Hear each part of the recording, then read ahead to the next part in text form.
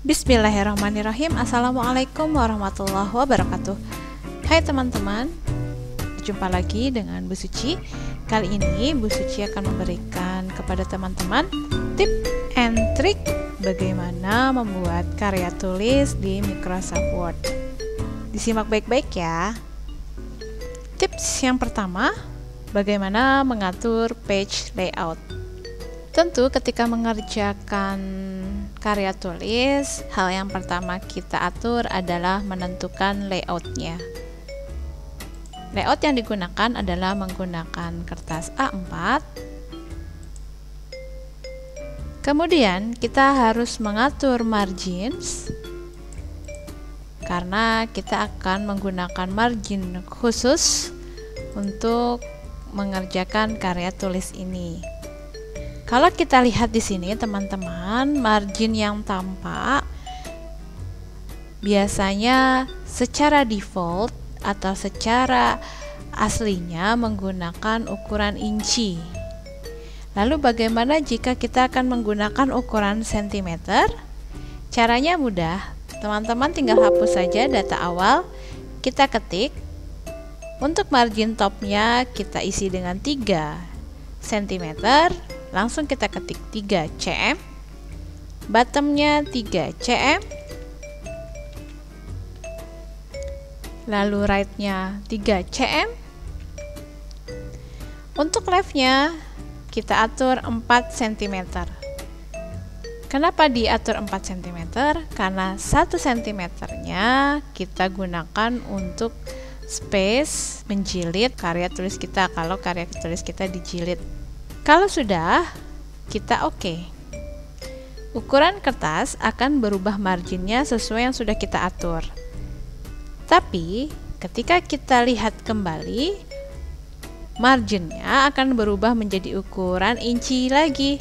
Nah, teman-teman jangan khawatir, ini 1,18 inci merupakan convert dari 3 cm.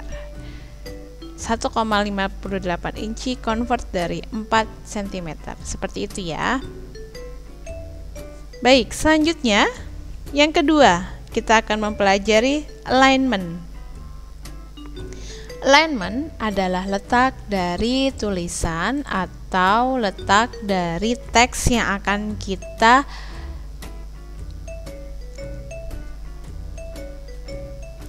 alignment merupakan letak dari tulisan yang akan kita susun di karya tulis kita. Nah, untuk judul kita menggunakan alignmentnya center. Di sini contoh untuk sebuah karya tulis menggunakan line center, semua ada di tengah karena ini merupakan cover. Selanjutnya, untuk penulisan isi atau penulisan di luar judul, teman-teman akan menggunakan alignment justify, rata kanan dan rata kiri. Kenapa menggunakan justify? Karena untuk membuat karya tulis kita lebih rapi. Selain alignment, kita juga akan mengatur spasi dari karya tulis kita. Spasi adalah jarak antar baris, antar kalimat di setiap paragrafnya. Kita klik line and paragraph spacing. Kita gunakan 1,5. Ini merupakan standar untuk penulisan karya tulis.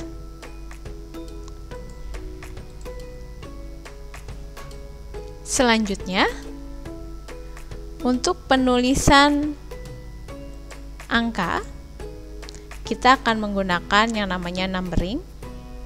Jadi, ketika teman-teman mau menuliskan sebuah teks yang berisi numbering, maka teman-teman akan menggunakan numbering yang berada di home, paragraf, dan dipilih. Nah, lalu dengan numbering ini tulisan angka kita, jarak antar angka dengan tulisan kita sudah diatur dengan baik. Ya, jadi tidak perlu lagi kita menulis angkanya satu-satu.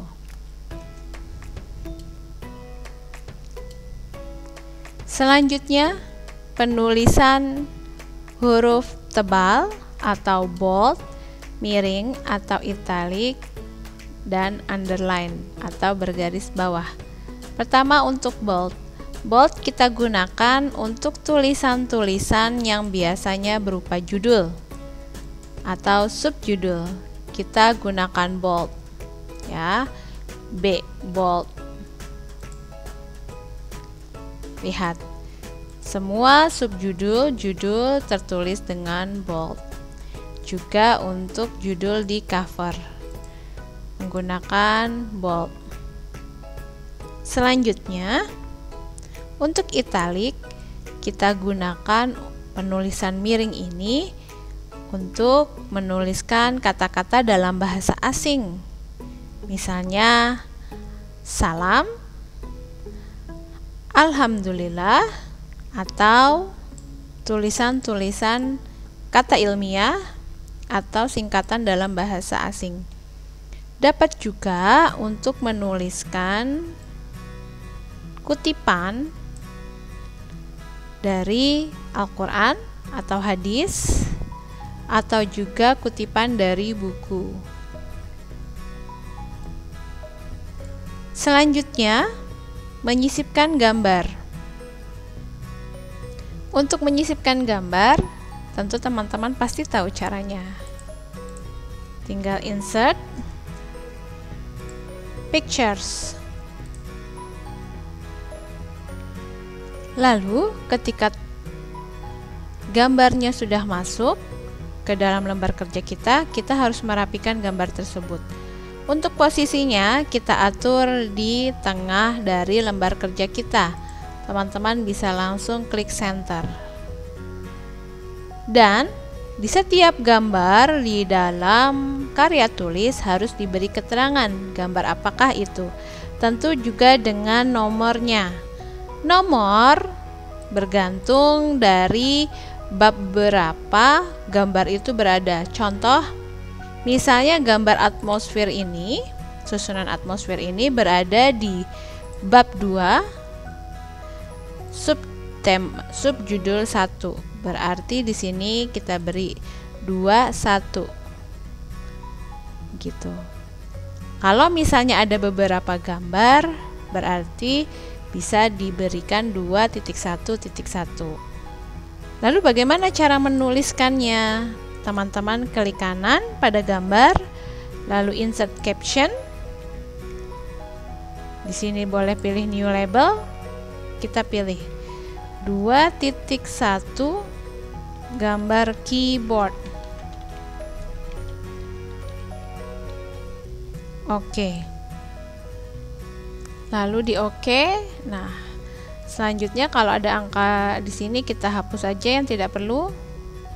Nah, teman-teman bisa merubah tulisannya miring atau tidak miring, atau warna tulisan pun bisa diatur seperti ini. Ya, untuk besarnya biasanya besar tulisan untuk keterangan gambar itu lebih kecil daripada isi dari karya tulis. Ya, lebih kecil biasanya. Itu untuk menyisipkan gambar. Selanjutnya, bagaimana dengan menyisipkan grafik apabila teman-teman mempunyai grafik di dalam karya tulisnya? Pertama kita insert chart. Di sini kita pilih kita mau menggunakan chart yang mana. Misalnya Bu Suci pilih yang ini. Nah, datanya akan muncul di sini. Misal contoh Bu Suci menggunakan data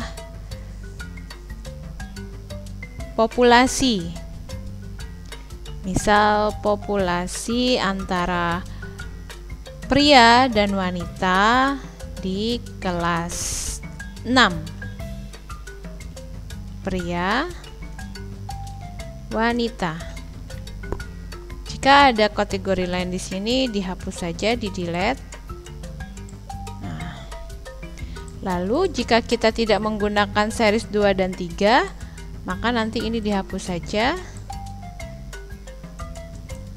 Delete. Nah, misalnya prianya 55, wanitanya 35. Nah, kalau sudah jadi, nah ini bisa dikecilkan. Nah, lalu tinggal di close. Nah, ini grafik kita ya. Nanti teman-teman juga bisa kasih judul lagi ya di sini ya. Ya, seriesnya adalah jumlah antara pria dan wanita di kelas 6. Misalnya seperti itu. Kalau sudah jadi, boleh di caption. Nah, diberikan caption kembali. Lihat ada di bab berapa, misalnya dia di bab 2, subjudul 2. Grafik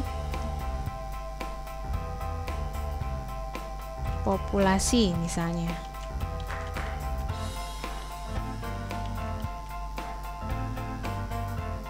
Oke. Nah, seperti ini. Nanti kita bisa atur posisinya di tengah atau di pinggir, mau italik atau tidak. Nah, seperti ini teman-teman ya. Selanjutnya kita akan mempelajari bagaimana cara memberikan penomoran halaman pada karya tulis yang telah kita buat. Penomoran halaman ini kita lakukan saat semua bagian dari karya tulis telah kita selesaikan. Jika dilihat di sini, cover bernomor halaman 1 Romawi, kata pengantar 2 Romawi, daftar isi 3 Romawi, bab 1 pendahuluan angka 1 biasa, 2, 3 dan seterusnya sampai di akhir. Daftar pustaka bernomor 4 Romawi. Lantas bagaimana cara membuat penomoran dengan tipe yang berbeda ini? Kita akan membagi kelompok dari karya tulis ini menjadi beberapa bagian. Jadi kalau di sini kita lihat sesuai dengan penomorannya, jenis penomorannya kita akan membagi menjadi 3 bagian. Kata pengantar, cover, daftar isi menjadi 1 bagian karena nomornya sama, bentuk nomornya sama, Romawi. Lalu bab 1 pendahuluan sampai bab 3 menggunakan penomoran biasa, berarti ada kelompok 2. Lalu di daftar pustaka dia menggunakan 4 Romawi, maka berbeda dengan yang sebelumnya, berarti menggunakan kelompok sendiri. Jadi ada 3 kelompok. Baik, sekarang kita akan memulai. Baik, kita akan mulai membagi karya tulis yang belum ada halamannya ini menjadi beberapa bagian. Cover, kata pengantar, dan daftar isi merupakan 1 kelompok. Maka kita harus memisahkan antara daftar isi dengan bab 1 pendahuluan. Sebelumnya, sekarang kita lihat dulu teman-teman. Ketika kita insert header, kita akan melihat di sini bahwa semua bagiannya memiliki bagian header footer, header footer, header footer semua. Ya, sama. Oke. Nah, sekarang kita akan mulai membagi. Ya, kita akan merubah dari 1 kelompok ini menjadi 3 kelompok. Bab 1 kita akan pisahkan dengan daftar isi. Caranya klik di depan bab 1. Lalu kita ke layout, breaks, next page. Kita akan memisahkan secara tidak kelihatan ya teman-teman. Jadi ini tidak kelihatan, tidak ada, seperti tidak ada yang terjadi. Tapi ketika kita insert header lagi, teman-teman bisa lihat di sini ya, cover, kata pengantar, ya, dan daftar isi. Tulisannya sudah berubah dari header menjadi header section 1. Sedangkan untuk bab 1 pendahuluan header section 2 itu keterangan yang terjadi. Setelah bab 1 pendahuluan, halaman berikutnya juga masih header section 2 karena kita baru memisahkan 2 saja. Nah, sekarang kita akan memisahkan kembali antara bab isi, ya, kebetulan di sini hanya ada 2 bab, ya. Jadi kita akan memisahkan daftar pustaka dengan isi dari karya tulisnya. Bab 3, ya, kita akan pisahkan, caranya sama, layout, breaks, next, page. Nah, kalau seperti ini kita bisa lihat lagi insert header. Maka yang terjadi pada daftar pustaka berubah menjadi header section 3, gitu ya. Jadi kita secara tidak kelihatan sebenarnya sudah membagi bagian karya tulis ini menjadi 3 bagian. Nah, sekarang kita tinggal atur penomoran halamannya. Baik, untuk cover kita akan menyisipkan nomor halaman, insert page number, kita pilih bottom of page, lalu pilih plain number 2.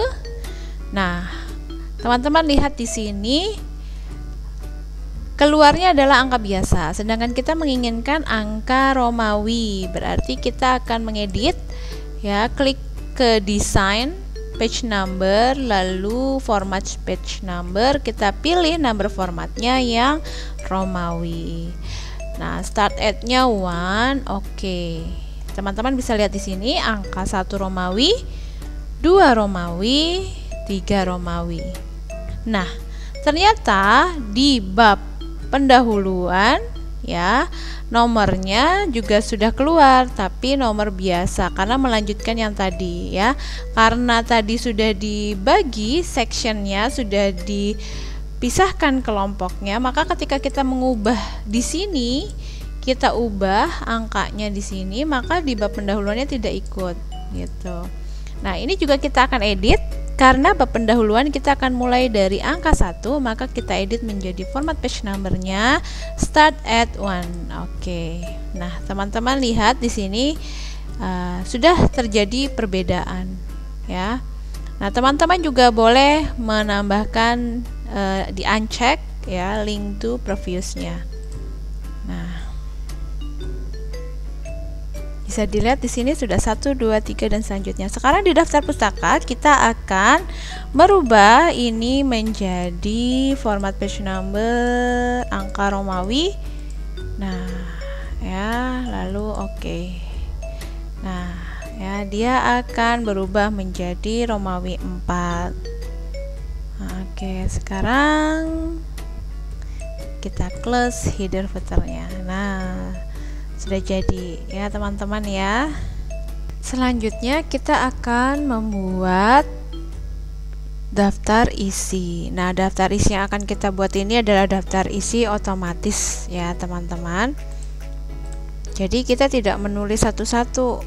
Misalnya halaman judul titik-titik-titik, kita kasih 1 Romawi, kata pengantar titik-titik-titik 2 Romawi, tidak seperti itu, ya. Jadi kita menggunakan daftar isi otomatis. Ini merupakan salah satu fungsi dari references table of content, ya. Kita akan menggunakan table of content heading automatic table 1 yang ada heading 1, heading 2 dan heading 3. Nah, di sini kita harus menyesuaikan dulu, teman-teman, apa yang menjadi judul yang tercantum pada daftar isi harus kita setting, kita atur, kita rubah menjadi heading. Heading ini merupakan styles, ya, yang tercantum di home. Yang ini, ya, heading 1, heading 2 dan seterusnya. Ini biasanya setiap komputer berbeda-beda, nanti kita sesuaikan saja. Jika ada yang berubah, kita sesuaikan penulisannya, kita kembalikan ke settingan awal, tapi nanti kita akan tetap berikan styles yang sesuai. Baik, sekarang kita akan memberikan daftar isi untuk karya tulis ini. sekarang kita akan melabelkan dulu ya. Kita akan merubah settingannya, kita rubah menjadi label heading di area-area yang kita perlukan. Pertama, di halaman judul, di sini kita atur menjadi heading 1. Diklik. Jika nanti berubah pengaturannya, teman-teman bisa ubah lagi ke settingan awal ya. Selanjutnya, kata pengantar kita pilih heading 1. Lalu daftar isi heading 1 karena heading 1 ini merupakan teks atau kata pertama yang keluar di daftar isi. Jadi judul merupakan heading 1, nanti subjudul heading 2. Lalu bab 1 heading 1 ya, teman-teman cukup atur saja bab 1-nya, penulisan bab 1. Nanti ketika kita sudah membuat daftar isi dan keluar hanya bab 1, kita tinggal tambahkan saja. Nah, ini bisa settingannya kita atur kembali seperti settingan awal.